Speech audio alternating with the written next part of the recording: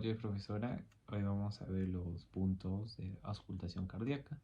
En este caso ya tengo dibujados las referencias, ¿no? Bueno, los puntos donde se tiene que auscultar. En este caso van a estar dibujados acá ya entre el segundo espacio entre las costillas, dos puntos.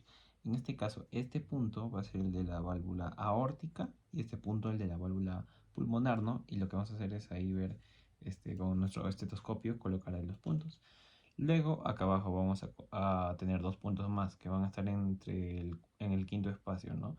Este que va a ser la de la válvula tricúspide y este va a ser el de la válvula mitral.